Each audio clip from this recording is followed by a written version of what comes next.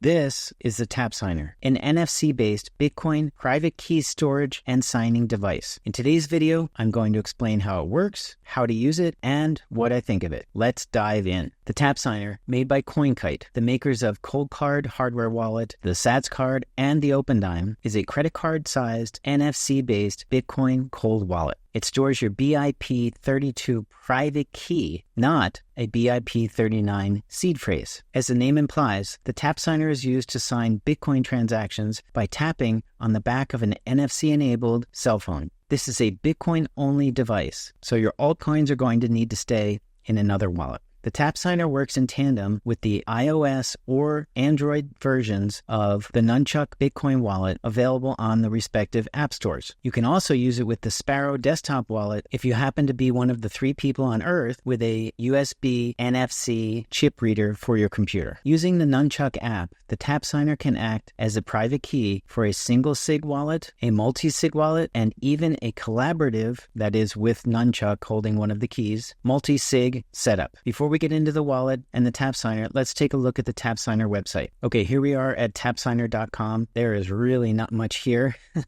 Just a link to a YouTube video and a buy now button. What I'm more interested in are these links up here, the FAQ link and the get started link. So let's go ahead and click the get started button. And again, not much here. This is the whole site. You're looking at it. It says it works with the Nunchuk application and Sparrow application if you have a USB NFC card reader, which I didn't even know they made those. It says it holds a private key and some features down here. And then let's go ahead and look at the FAQ site. What is a Tapsigner? A simple Bitcoin wallet in your pocket. Think of it as a Bitcoin private key on a card, which is exactly what it is. You can sign a mobile wallet transaction by tapping the card on your phone. Your mobile wallet provides most of the wallet logic, and Tapsigner holds the secrets. It's essentially a hardware wallet you can slip inside your regular wallet. Beautiful. This wallet reminds me a lot of the Tangem wallet, and I'm going to explain some of the differences later on. There's some other questions and answers down the page. It's a pretty long page, so I'll let you browse this at your leisure, but let me hit some of the highlights here. Possible uses for Tapsigner: phone wallet co-signing, opening and closing Lightning Network channels, which is good, and message signing, collaborative multi-sig services, partially signed Bitcoin transactions, and there are some other questions down here. The Tapsigner did come in this radio frequency blocking sleeve, and they really kind of emphasized the importance of maintaining the integrity of this sleeve and keeping the card stored in the sleeve so nobody can read the card accidentally. There are long-range NFC readers apparently, and potentially you could have your card read from a distance. If we scroll down here, we can continue to see that there are more Q&A. The Tapsigner is shipped without a private key, and I'll explain that in a minute. Okay, now let's head over to CoinKite's website and take a look at the Tapsigner designs they have available. It's pretty cool. And here are the different Tapsigners that are available. The prices range from $30 US dollars to $45. This is the newest one, and it resembles a Metro Pass. So if somebody finds it, they likely won't know that it's a Tapsigner card, which is great. Otherwise, you have a Genesis block, some neat Bitcoin art, a blank one that you can draw or print your own art on. This is the one I have, and then some other options here. And that's it on their site. They do have a lot of other products: Cold Card, Block Clock, Sats card, OpenDime, etc. Incidentally, I recently did videos on the Sats card and the OpenDime, and they're available right here. And I'll leave a link down below. So how does the Tapsigner work? Well, as the name implies, the Tapsigner is used to sign Bitcoin transactions by tapping on the back of an NFC-enabled cell phone. The Tapsigner uses the private key stored inside the secure element chip, not EAL, Evaluation Assurance Level certified at all, to authorize transactions generated by the Nunchuk Bitcoin wallet. The Tapsigner, however, ships without any private keys on board. The Tapsigner card leverages the Bitcoin cryptography library in its secure element chip to generate the private key before first use with the help of the Nunchuk software wallet. The user is encouraged to let the software wallet provide the entropy or randomness, or alternatively, they can provide the entropy themselves. The secure element chip combines the entropy provided with the secret entropy that it picks itself to actually generate the keys in the Tapsigner. The private keys generated in the secure element chip abide by the BIP32 protocol instead of the BIP39 protocol. In other words, the card stores extended private keys instead of the now popular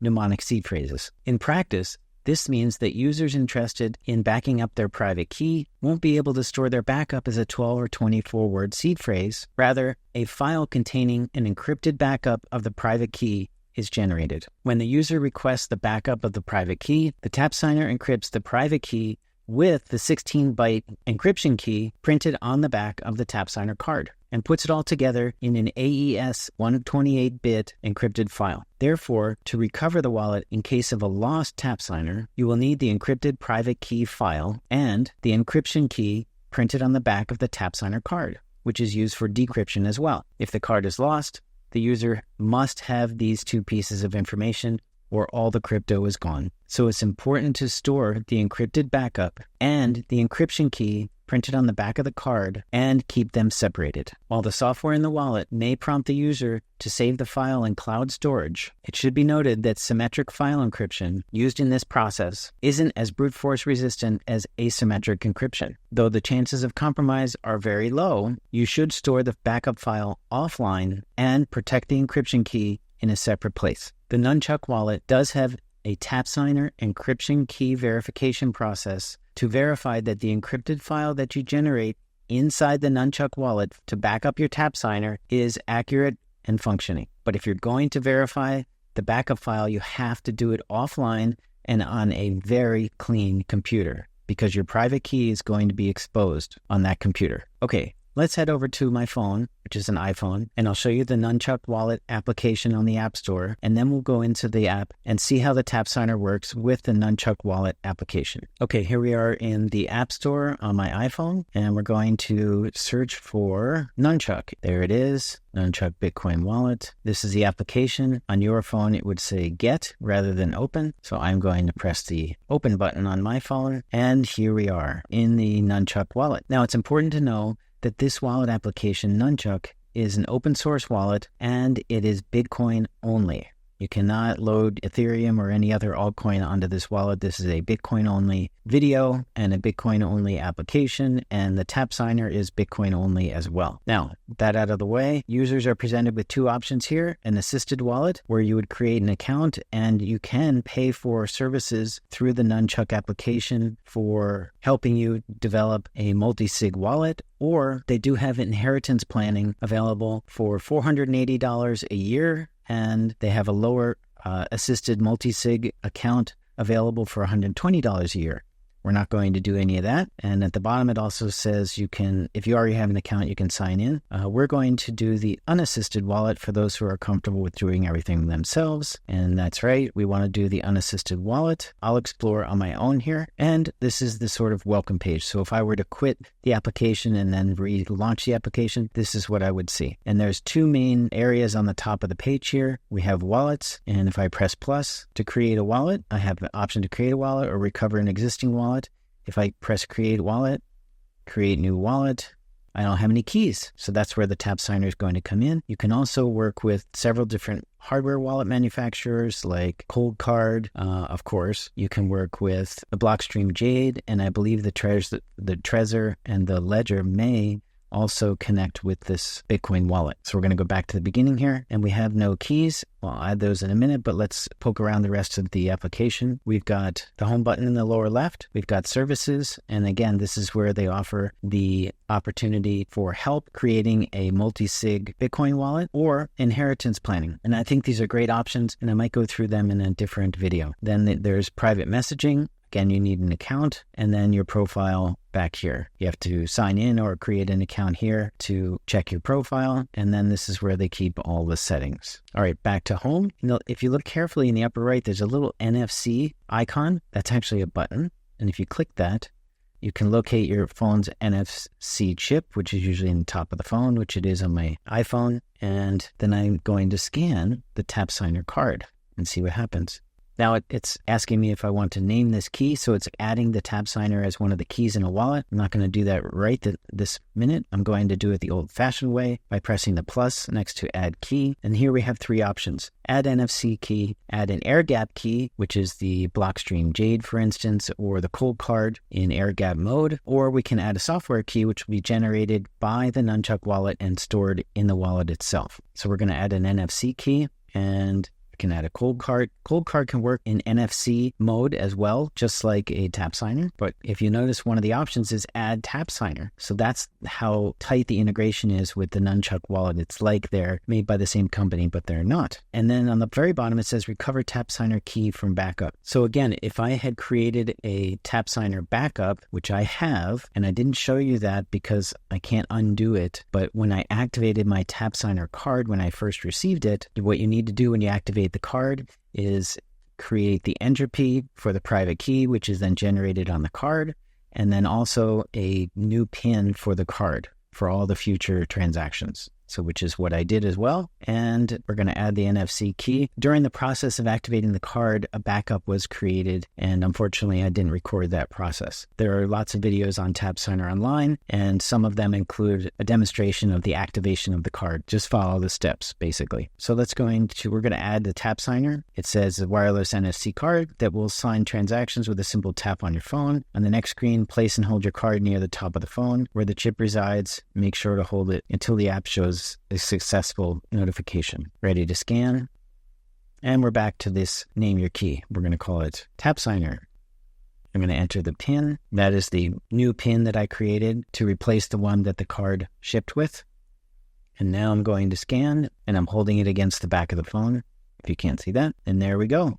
Done. Tapsigner key is created. We still don't have a wallet, but the Tapsigner key is now available to use in single sig or multi-sig wallets. Let's go ahead and press this button at the bottom here, run a health check, and enter the PIN again. You can't see it for some reason. Set security, and Tapsigner is healthy. Fantastic. I'm going to close this window with the little X in the upper left corner. Now we're back on our main screen. I have the Tapsigner key available. And now when I go into create a wallet, create new wallet again.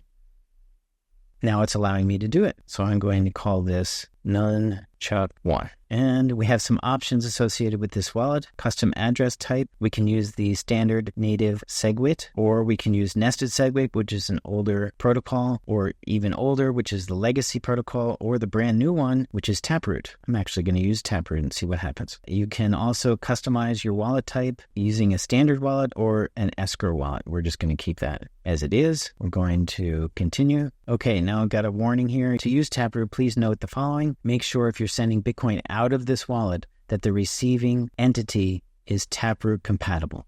Okay, super important. Otherwise, you can lose your Bitcoin. And if you plan to use hardware keys in the wallet, make sure that they support Taproot as well. If you're unsure, use software keys. You do not get this warning if you use a standard account. And let's go back and I'll show you that actually. Native SegWit, continue, and we're done. They kind of want you to use the native SegWit. Native SegWit is across the board compatible pretty much with every wallet and every exchange. Most exchanges now and a lot of wallets are using Taproot. They do have more privacy and lower fees than the native SegWit. All right, so we're going to attach the Tapsigner key. We can't use any more than that. This is a single sig wallet.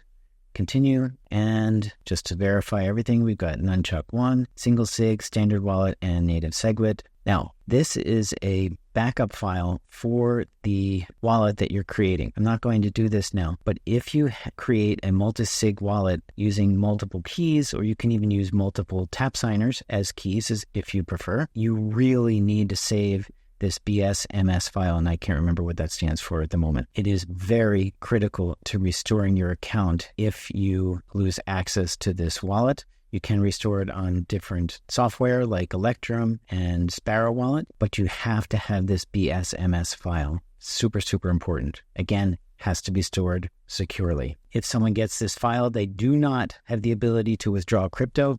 They can just monitor your account and follow your crypto around on the blockchain. So we're going to do this later, and now we are done. Look at that. So now we have a Bitcoin wallet called Nunchuk 1, and you can see that the Tapsigner is available to be a key on future wallets. Let's go ahead and open the Nunchuk wallet by tapping on it. And we're presented with a deposit address, and we can copy or share that address. We can send Bitcoin, we can receive Bitcoin, and that's it. I'm going to go ahead and drop some Bitcoin into this wallet while the Bitcoin network fees are low, and I will be right back. Here we are back at the Nunchuk wallet, and I don't know if you noticed that, but just now this changed from 0 to 0.0003915 Bitcoin, $25.01. Wow. Awesome. So this transaction has not been confirmed, but I wanted to do this because I wanted to show you how the Tapsigner works. Once this transaction confirms, I'll come back and we're going to send this Bitcoin to another wallet. Okay, here we are back in the Nunchuk wallet, and the transaction has been confirmed, just turned 3 times, which is great. So now I'm going to send this Bitcoin out and show you how the Tapsigner works with this application. I'm going to send it, press send, and I'm going to send all. And then we're going to press continue. We're going to paste in the address. There's no note. I want to customize this transaction because I want to look at some things. Estimated fee is 61 cents. Total amount, $25. And I can change the fee using a manual rate. I can use priority, standard, or economy of 8, or set my own 8 sats per VByte. I'm not going to do that. Subtract the fee from the send amount, which is what I want. Coin selection, I'm not going to customize that because there's only one batch of coins in here. And I'm going to press continue, confirm and create transaction after reviewing everything. It looks good. Let me just check that address real quick offline. Okay, I verified the transaction address. And now the transaction has not been sent. I need to sign the transaction with my Tapsigner. So there's a little sign button there. I'm going to press that, enter my PIN, press confirm. And then I'm going to put the Tapsigner against the back of the phone, and off it goes. That is how the Tapsigner works. You basically tap it against the back of your phone to sign the transaction. It will not be sent without the Tapsigner. And I can broadcast it to the network, and it is out. Outstanding. Okay, so what do I like about this wallet? It's super convenient, very similar to the Tangem wallet in that respect. I'll get to the Tangem in a second, but it is really neat. You can just slip this in your regular wallet and carry it around with you to authorize transactions securely on the move. I like the Nunchuk wallet, and I might do a full deep dive on the Nunchuk wallet in a different video. Let me know if you're interested in that in the comments down below. And while you're down there, hit the subscribe button. What I don't like about this wallet, well, it doesn't have a screen, of course, but we know that when we are going into it. So without a screen, there's no way to verify the address you're sending it to. So you have to trust that the application you're using is accurate. I don't have a major problem with that. Some people might. There's also no passphrase capability with this wallet. It's just the private key, no passphrase. So you don't have that extra level of security that a passphrase does offer. Now, some of the other things I don't like about this wallet or this card are related to the function of the Nunchuk wallet itself. That is, it doesn't have any 2FA security when you log in, and there's no way to set it up. It does have PIN protection when you log in, but PINs are just notoriously insecure. So that's not very impressive. There's also no way to set up a biometric ID to unlock the wallet using Face ID, which is kind of interesting that they chose not to implement that. There's also no way to back up the seed phrase that would be associated with this wallet because it doesn't generate a seed phrase. There's just a private key. And I'm wondering if there's any way to sort of backwards engineer from the private key to a seed phrase, but I'm not sure about that. Anyway, there's no seed phrase to back up offline. The only way you can back up the private key on this device is to use the encrypted file. And of course, it's digital, so you're going to be storing it digitally. Now, you can store it on a USB stick or a backup drive that's not connected to the internet, but are you really going to do that? Also, there's no EAL certification for the chip inside this card. And that is something that sort of shows the age of this card a little bit, whereas the Tangem card, for instance, has EAL 6 plus certification. It's not the highest level, but 7 is the highest level. So it's a really good level of assurance certification on the Tangem card, but not this one. So how does this compare to the Tangem? Well, with the Tangem card's latest improvements, I think the Tangem card is a much better option than the Tapsigner. I like this, but I wish it came in pairs or in triplicate like the Tangem card. I also like the fact that you can restore a wallet on the Tangem card using a seed phrase and include a passphrase. That is super important. I like the design of the Tangem card. I like the design of this card as well. Some people might prefer the Bitcoin-only nature of this card, and some people might prefer that the Tangem card supports thousands of different cryptocurrencies. So overall, I like this card if you're Bitcoin only and you're interested in a convenient option, but I can't recommend it over the Tangem card. Now, this is about half the price of a Tangem card. I do have a link for Tangem cards down below in the description for a discount, at least 10% off. But the Tangem cards are more expensive than this, a little bit, but you're only getting one versus two or even a 3-pack with the Tangem. I feel like the Tangem right now is a more refined, more robust, more developed option. The Tapsigner needs some technological improvements really to compete with the technology of the Tangem card. At least that's my opinion. So that's it for today's video. Overall, I'd say thumbs up for the Tapsigner, but I can't recommend it over something like the Tangem card. Thank you so much for watching the video. Don't forget to like and subscribe to the channel, and I will see you in the next video.